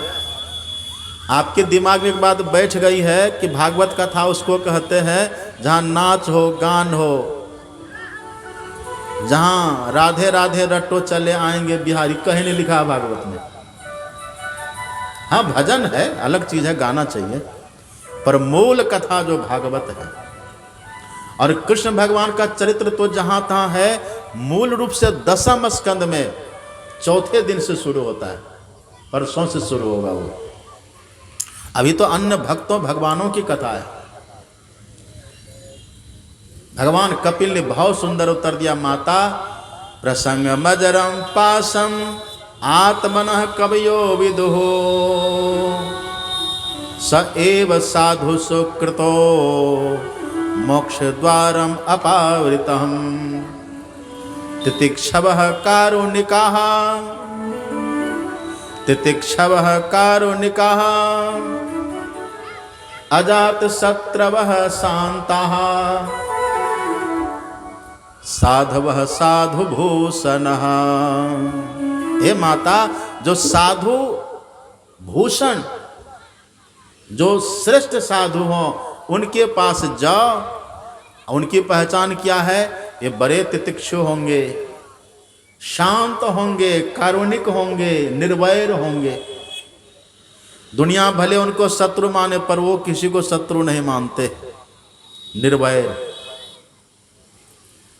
ऐसा साधु के पास जाइए, क्योंकि साधु के पास जाएंगे ना माता, तो साधु स एव साधु सुकृतो, फल क्या होगा? मोक्ष द्वारम अपावृतम, मोक्ष का खुला हुआ द्वार मिल जाएगा। जाइए, वो बताएंगे इसकी युक्ति। बहुत सुंदर सुंदर उपदेश दिया है भगवान कपिल ने माता देवहूति को। और हे माता अनिमित्ता भागवती भक्ति सिद्धेर गरीयसी जरत्यासु या कोशम निगिर्न मनलो यथा। हे माता, जैसे पेट की जठराग्नि सभी अन्न को जलाकर भस्म कर देती है, ऐसे भगवान की भक्ति मायाकृत मल को जलाकर भस्म कर देती है और जीव स्वतंत्र होकर अपने स्वरूप को पा लेता है। ये अनिमित्ता भागवती भक्ति माता मोक्ष से भी बढ़कर है। ये भक्ति करिए, क्योंकि भक्ति बिना मोक्ष के नहीं रह सकता। भक्ति मोक्ष बिना भक्ति के नहीं रह सकता। जैसे बिना थल के जल रहेगा, बिना थल के जल टिकेगा, ऐसे ही बिना भक्ति के मुक्ति नहीं मिलती। जिमि थल बिनु जल रही न सकाई, कोटि भांति को करे उपाई, तथा मोक्ष सुख सुनु खगराई, रही न सके हरि भक्ति भी आई। सामंजस्य है भागवत और रामचरितमानस में, सामंजस्य, ज्ञान का सामंजस्य है। बहुत सुंदर सुंदर उपदेश दिया। और तब अंतिम में भगवान ने पूछा कि माता और कुछ पूछना है? सुनते सुनते माता देवहूति तृप्त हो गई।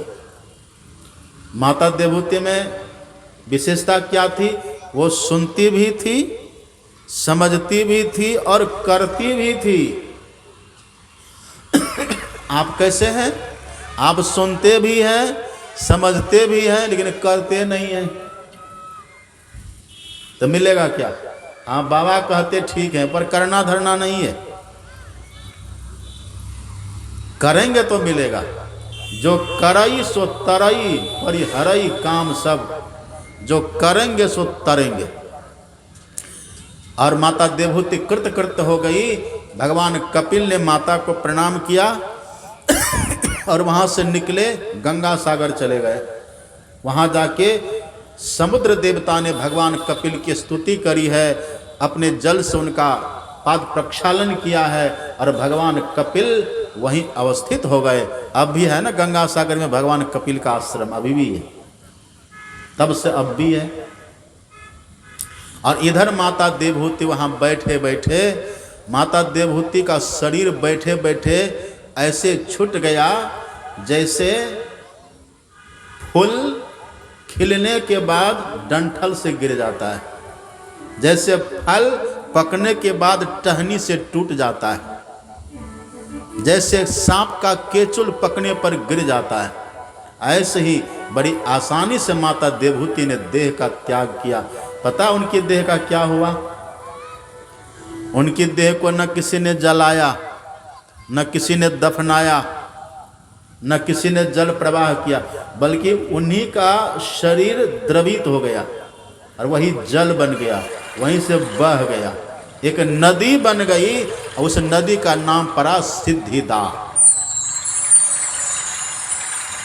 माता देवहूति का पावन चरित्र। फिर मनु जी महाराज ने प्रसूति का विवाह दक्ष से किया, आकुति का विवाह रुचि से किया। इनकी संतानें हुई हैं। जो सबसे बड़े पुत्र थे उनका नाम था उत्तानपाद।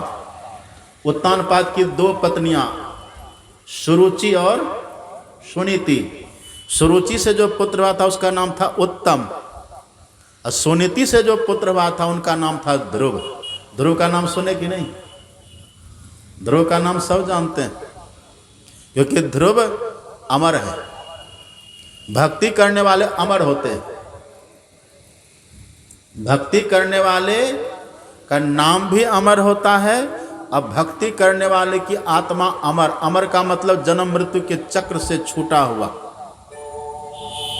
वो शाश्वत जीवन जीने वाला ध्रुव हुए हैं। ध्रुव जब छोटा था ना तो उत्तानपाद थोड़ा स्त्रैण्य था। स्त्रैण्य मतलब स्त्री के बस में रहने वाला। तो सुरुचि को बहुत पसंद करता था उत्तानपाद, पर सुनीति को नहीं। सुरुचि देखने में अच्छी थी और सुनीति की नीति अच्छी थी। अंतर था दोनों में। सुनीति भी देखने में अच्छी थी, उनकी नीति भी अच्छी थी। सुरुचि देखने में बहुत अच्छी थी, पर उसकी नीति खराब थी। पर राजा को वही पसंद, वही प्यारी थी। तो उत्तानपाद ने सुनीति माता को घर से भगा दिया। सोतिया डाह सुने? सोतिया डाह सौतन थी ना सुरुचि और सुनीति, तो सुरुचि को सोतिया डाह हो गया और उत्तानपाद उसके बस था। कहा इसको भगाइए घर से, भगा दिया। एक बेटा था ध्रुव, छोटा सा था तब। सुनीति माता उसको लेके घर से बाहर हो गई और बहियार में दूर राजमहल से एक झोपड़ी बनाकर वहां वास कर रही है। ध्रुव धीरे धीरे बड़ा हुआ। लगभग 5 वर्ष के ध्रुव जी हुए। एक दिन ध्रुव जी के मन में कौतूहल हुआ, माँ मेरे पिताजी कहाँ हैं? होता है ना बच्चों को, माँ मेरे पिताजी कहाँ हैं? का सामने का महल देख रहा है? हाँ पिताजी का है। जाओ पिताजी के पास, जाओ। निश्चल है, बाल बुद्धि। जाओ, हाँ जाओ। चले गए राजमहल में। और संजोग से उस समय उत्तानपाद अपने सिंहासन पर बैठा हुआ था। वहीं पर बगल में सुरुचि भी थी। और सुरुचि का बेटा उत्तम, वह भी खेल रहा था वहीं। ध्रुव जी गए, देखा दिव्य महल। उसको क्या पता कि क्या क्या चल रहा है इधर। उसको तो था कि मेरे पिताजी हैं, माँ ने कहा है। अब जैसे राजमहल में प्रवेश किए, दूर से देखा सिंहासन पर बैठे हैं, वही मेरे पिताजी हैं। दूर से पिताजी पिताजी करते करते दौड़ते हुए अपनी भुजाओं को फैला करके उत्तानपाद ने जैसे देखा ध्रुव को, उनका दिल भर आया। आखिर है तो बेटा ना। वो तो सुरुचि के डर से सुनीति को भगा रखा है। पर जैसे ध्रुव जी वहां आया, भीतर से उत्तानपाद भी बड़े प्रसन्न हुए। आज मेरा पुत्र ध्रुव आ रहा है। ये भी ध्रुव को अपनी गोद में लेने के लिए भुजा फैला दिया। वो भी उधर से किलकते हुए, किलकारी भरते हुए आ रहे। ये दृश्य देखा है सुरुचि ने। डाह, डाह होती है ना, डाह की भावना, ईर्ष्या का खबरदार। तपसाराध्य पुरुषम तस्यैवानुग्रहे न मे गर्भे त्वं साधयात्मानं यदिच्छसि नृपाषणम। खबरदार, यदि तुमको राजा की गोद में बैठने का बड़ा शौक है ना बालक, तो जा पहले तप कर, तप करके भगवान का दर्शन कर। अब भगवान से वरदान मांग कि तेरा जन्म मेरी कोख से हो, मेरा बेटा बन के जन्म ले, तभी तो यहाँ इस राज सिंहासन पर अथवा पिता की गोद में बैठ सकता है, अभी नहीं। अब सुरुचि ने डांटा ध्रुव को और थर थर कांपने लगे उत्तानपाद, डर गए उत्तानपाद। जो स्त्रैण व्यक्ति होते हैं ना, वो अपनी पत्नी से डरते रहते हैं। जो स्त्री लंपट होते हैं ना, वो डरपोक होते हैं। डर गया, और जो ऐसे हाथ फैला के रखे थे ना गोद में लेने के लिए, समेट लिया कहीं वो देख न ले। अब ध्रुव जी ने वो दृश्य देखा, कौन है ये? मैं मेरे पिता की गोद में जा रहा था और ये बीच में आके रोक दिया। और आश्चर्य की बात तो यह है कि पिताजी भी शक पका गए, पिताजी भी मेरी अवहेलना कर दिए, अपनी भुजा अपना हाथ पीछे खींच लिए। दुख हुआ है, लेकिन क्षत्रिय है ना, क्षत्रिय का रक्त दौड़ रहा है नसों में, रगों में। मातु सपत्न्या स दुरोक्ति विद्ध स्वसन रुषा दंड हतो यथाहि। दंड हतो यथाहि, जहरीला सांप को अब डंडा से इसे छुइए, फुफकारता है कि नहीं? जैसे जहरीला सांप हल्की आघात से भी फुफकार मारता है, ऐसे ही ध्रुव जी के स्वाभिमान पर चोट लगी। स्वसन रुषा दंड हतो यथाहि। अहि सांप, जैसे सांप फुफकारता है, ऐसे ध्रुव जी क्रोध से लंबी लंबी सांस लेने लग गए। पर बच्चे थे, क्या कर सकते थे? हित्वा मिशंतम पितरम सन्नवाचम जगाम मातुः प्ररुदन सकाशम। बच्चा तो कुछ कर नहीं सकते, तो जगाम मातुः प्ररुदन सका, रोते रोते अपनी माँ के पास चले गए, सुनीति के पास। क्या हुआ बेटा, क्यों रो रहा है? माँ तो ने कहा ना पिताजी रहते वहाँ। हाँ गया था, पर किसी स्त्री ने डांट दिया।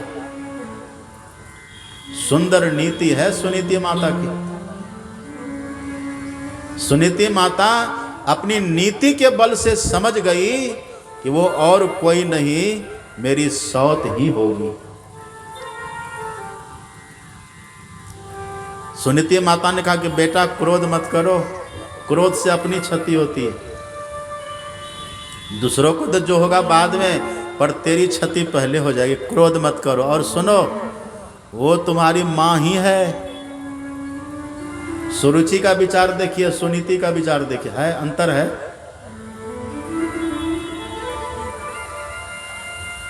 वो तेरी माँ ही है बेटा, और उसने बिल्कुल सच कहा है। जा तो भगवान के लिए तप कर, भगवान का तप कर, भगवान का भजन कर, और जब भगवान प्रसन्न हो जाएंगे ना ध्रुव, अरे इस सिंहासन को कौन कहे, यहां से तो उतरना पड़ेगा आज न कल। तुझे भगवान ऐसा सिंहासन देंगे ना जहां से कभी उतरना ही नहीं पड़ेगा। इसलिए पुत्र जा तो भगवान का भजन कर, बच्चा है ना, बच्चा को जो कह दीजिए मान लेगा। आप कच्चा बांस देखे, कच्चा वाला बांस, जिधर झुका दीजिए पक्का झुकेगा, पक्का टूटता है, झुकता नहीं। कच्चा बांस झुका दीजिए इधर उधर, झुक जाएगा। बच्चे को जो बनाना चाहे ना आप बना दीजिए। बूढ़े के भीतर तो लकीर के फकीर होते हैं वो, उनका बदलाव परिवर्तन कठिन है। जैसे कोरा कागज है ना, कोरा कागज जो लिख दीजिए फ्रेश लिखाएगा ना, साफ। और जिस पर पहले से लिखा हुआ है, अब आप लिखिए, कुछ लिखा जाएगा?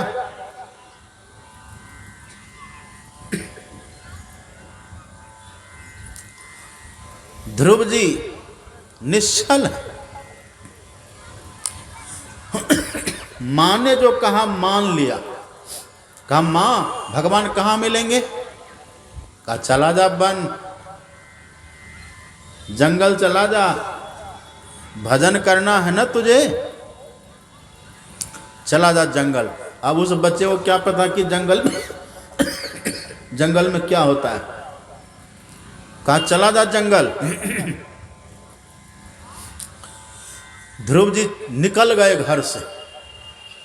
कहा बेटा मधुबन जाना, जमुना जी के तट पर रहना, वहीं भजन करना, जाओ। आप ऐसा कहते, कहिएगा। एक बूढ़ी माता जी आई, अब छोटा पोता को साथ में लेकर आई। खुद प्रणाम किया, पोता से बोली प्रणाम करो बेटा। तो पोता कभी मेरा मुंह देखे, कभी दादी का मुंह देखे, प्रणाम ही ना करे। आदत नहीं थी ना प्रणाम की पहले से। कहा बेटा प्रणाम करो, बाबा है, नहीं किया। अरे प्रणाम करो ना, साधु है,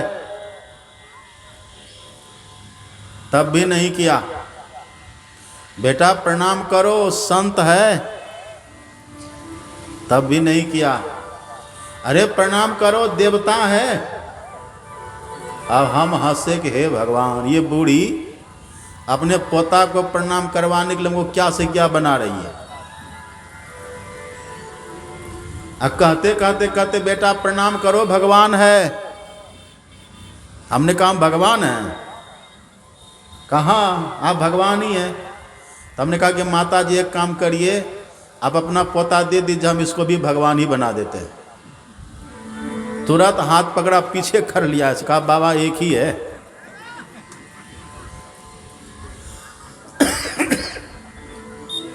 नहीं चाहते लोग दूसरे के बच्चे महान बने उसको प्रणाम कर लेंगे, लेकिन मेरा अपना भी महान बने।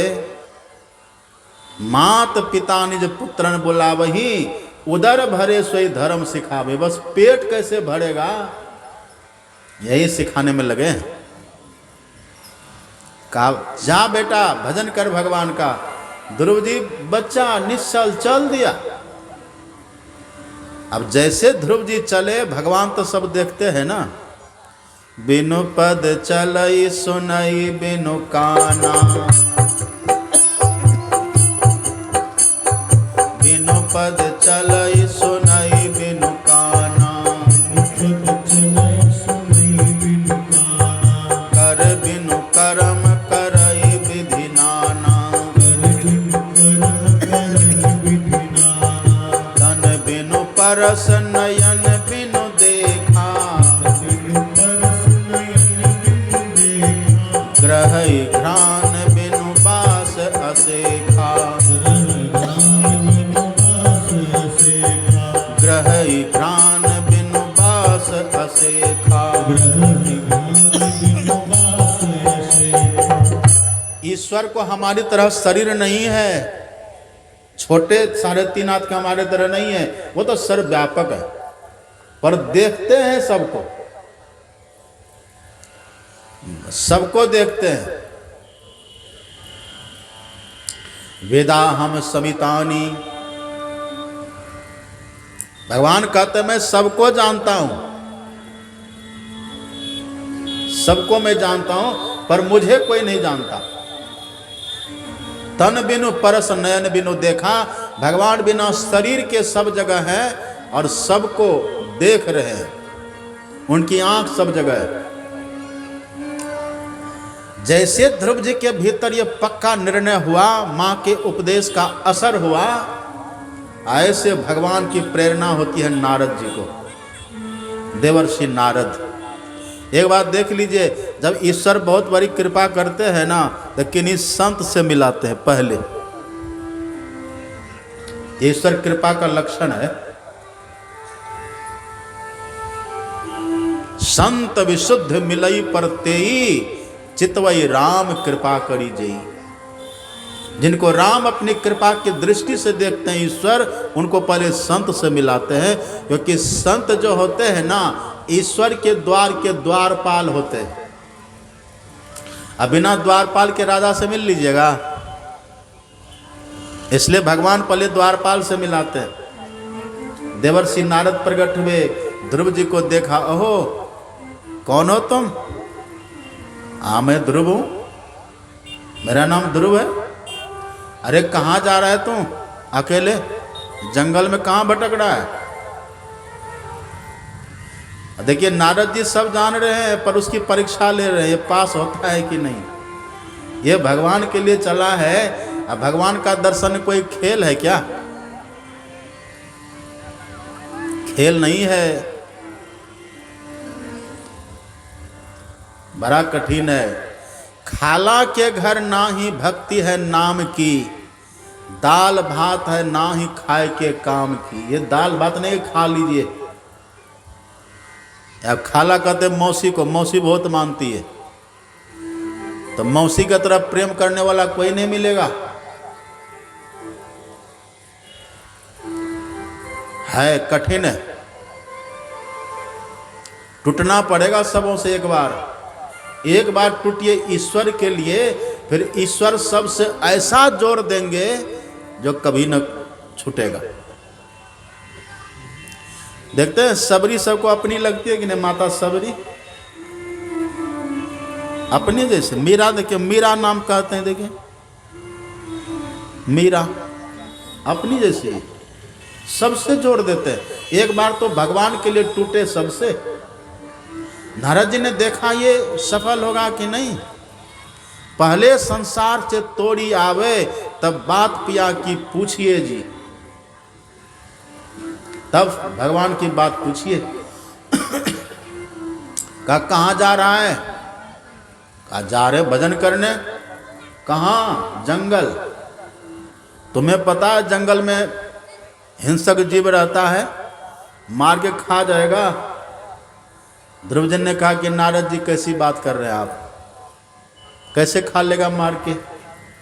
जब माँ के पेट में हम 9 महीना बच गए, जो माँ के पेट में बचा लिए, जंगल में नहीं बचाएंगे। रन बन व्याधि विपत्ति में, वृथा डरहु जनि को, जो सहाय जननी जठरा, सो प्रभु गयो कि सो। जो माँ के पेट में रक्षा कर लेते हैं, वो जंगल में नहीं करेंगे। का खाओगे क्या? का सबको कौन खिलाता है? पांव फटी पगड़ा भया, जागे जीवा जोन, सब काहू को देत है, चोंच समाना चोन। अजगर करे न चाकरी, पंछी करे न काम, 3 लोक 9 खंड में, सबके दाता राम। जो सबको खिलाता है ना, वो हमें भी खिलाएगा। मुर्दाहों को देत है कफन लकड़ी आग, जिंदा नर चिंता करे ताको बड़ा। भूखा व्यक्ति मरता है क्या?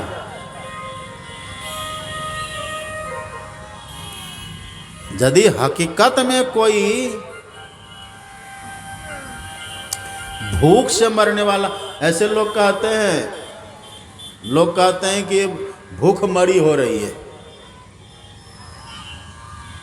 ऐसे खा पी को कोई मरेगा, मरने के पहले खाना अपने छूट जाता है, लेकिन भूखा कोई मरता भी नहीं है। गंगा जल देते हैं कि ना मुंह में।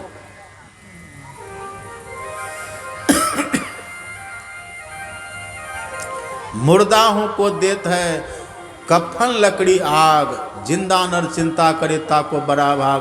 भक्तों को खाने पीने की चिंता करनी ही नहीं चाहिए। नारद जी ने देखा कि बड़ा पक्का है ये,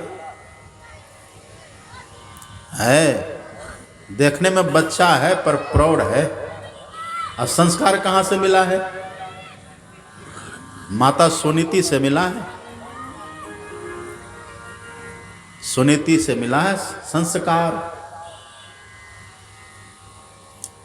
नारद जी ने कहा रे तुम जंगल जाओगे, भजन करोगे तो बिना जुक्ति के भक्ति होती है। ध्रुव जी बड़े चतुर थे तो बच्चे पर चतुर थे। ध्रुव जी ने कहा कि नारद जी हम गुरु कहाँ खोजेंगे, आप ही मेरे गुरु बन जाइए, आप ही मेरे गुरु महाराज बनिए, दीक्षा दे दीजिए। तब वहीं पर ध्रुव जी को नारद जी ने ओम नमो भगवते वासुदेवाय का मंत्र दिया है, मंत्र जपना का। बेटा ध्रुव इसी को जपना। जप लोगे? हाँ जप लेंगे। एक काम करो, तुमको तुम्हारे पिताजी सिंहासन पर नहीं बैठने दिया ना गोद में? कहा कि नहीं बैठने दिया। कहा एक काम करो तुम चलो मेरे साथ, और हम तुम्हारे पिताजी को कहकर आधा राज्य का राजा तुमको बना देते हैं। ध्रुव जी ने कहा कि नारद जी गुरुदेव, जैसे तरकस से निकला हुआ तीर और मुख से निकला हुआ वचन कभी लौटता नहीं है, ऐसे ही घर से निकला हुआ ध्रुव बिना भगवान का दर्शन किए लौटेगा नहीं।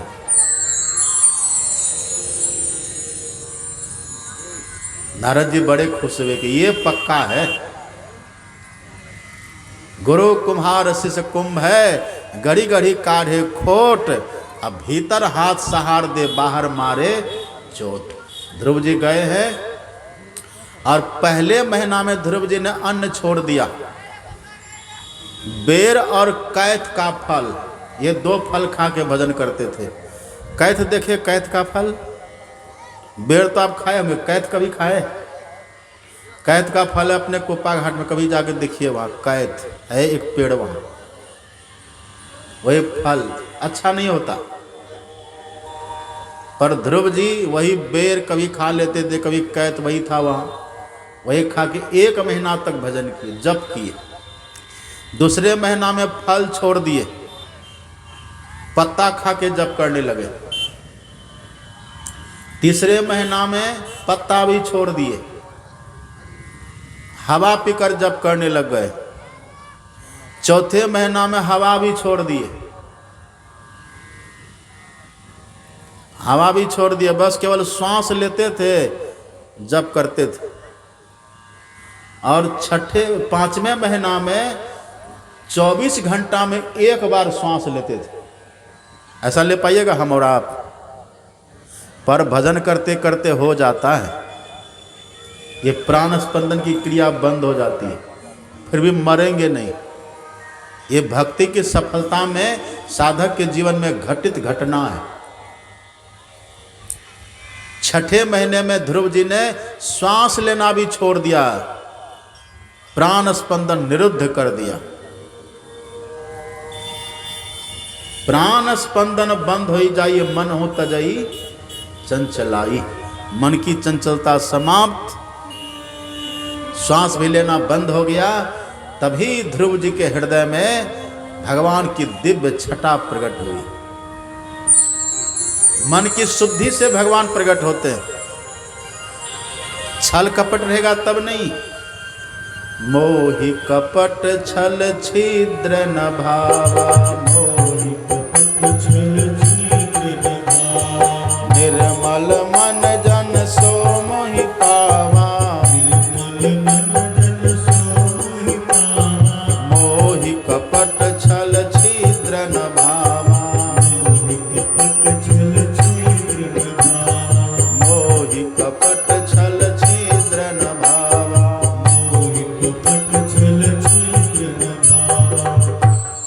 निर्मल हो गया। कबीरा मन निर्मल भया,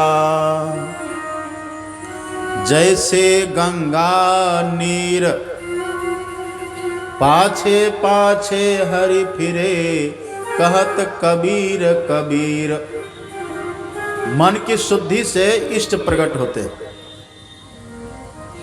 इसलिए अपने आप पढ़ेंगे ना पदावली, धरगर मस्तक सीधी साधी आसन आसीना, अब बैठी के चखमुख मुनि इष्ट मानस जप ध्याना, प्रेम नेम सो करत करत मन शुद्ध हो जाता है। जैसे मन की शुद्धि, जब दर्शन देखा चाहिए तो दर्पण मांजत रहिए, दर्पण लागी काई तो दरस कहाँ ते पाई।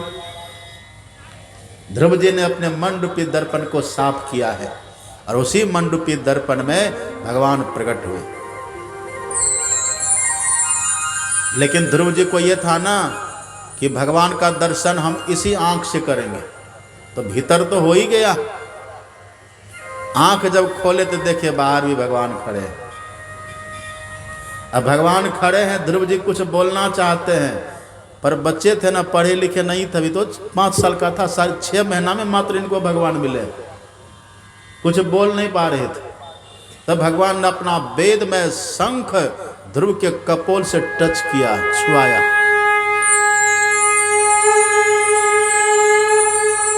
जैसे शंख छुआ, ध्रुव के भीतर ब्रह्म ज्ञान प्रकट हो गया